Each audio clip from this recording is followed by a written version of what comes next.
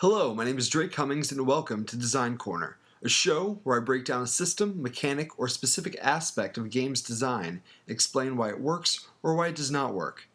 Today, we're talking about how Spyro 1 communicates its world through deliberate and consistent world design, and how its absence in Spyro 2 leaves it with less of an identity. Game designers have a lot of ways to communicate information about the game's world to the player. This can be done with dialogue, data entries, cinematics, but also with good world design. The environments themselves can communicate a lot to the player about the world that the game takes place in, such as its history or culture. The environments tell the story, and they do this by being deliberate in its design, unique to the story it is telling, and coherent throughout its execution. Many games do this well. A recent and strong example are the Souls games in Bloodborne. However, I want to focus this episode on an older game and show how even with the technological limitations of the original PlayStation, it was possible to create compelling world design. The environments in Spyro 1 are all relatively small, especially the hub environments. However, each model and texture are used in such a way where none of that matters all that much.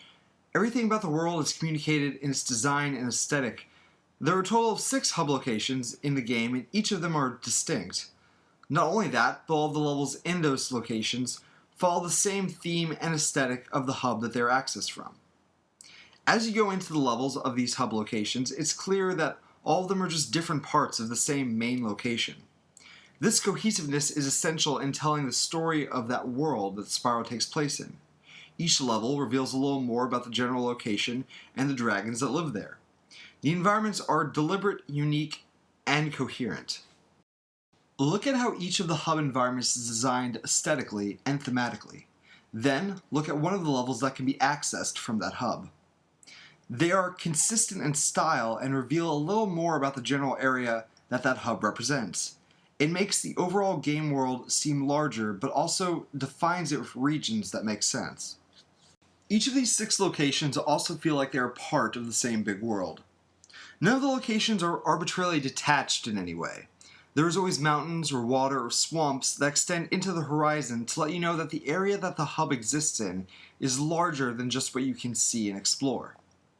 The only exception to this is the Dreamweaver area, which is floating.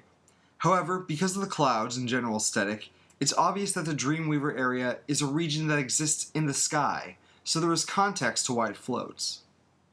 Everything also feels connected because of how you travel through them. To get from one hub area to the other, you talk to the balloonist, and he sends you in a hot air balloon to the location that you choose.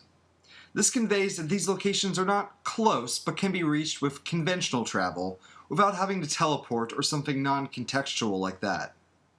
As an add touch, the balloonist does not travel with you, so each balloonist in each hub environment is actually a different person. We know this because each one has a unique look and a unique name. This may all seem trivial or obvious, but it helps create a world, and it gives it a distinct identity. You feel like you're exploring and discovering new areas, while at the same time fighting back the forces of your adversary.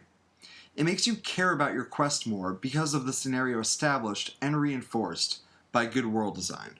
The excellent world design becomes especially apparent when you compare it to its sequel, Spyro 2 Ripto's Rage. None of this good world design carried over to Spyro 2 in any way. There are 3 hub environments, and they are all castles that exist seemingly in a void of very little around them.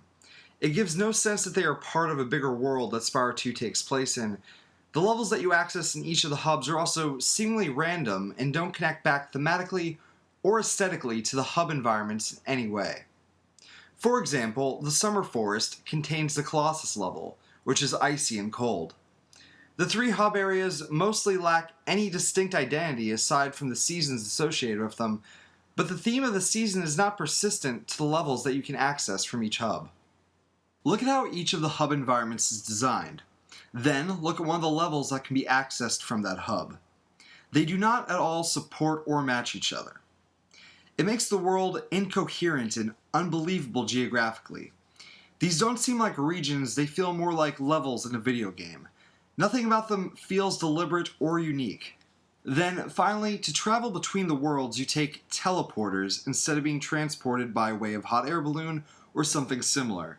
This makes all of the areas in Spyro 2 seem unconnected and random, as if you were just progressing through levels instead of progressing through the world of Spyro 2.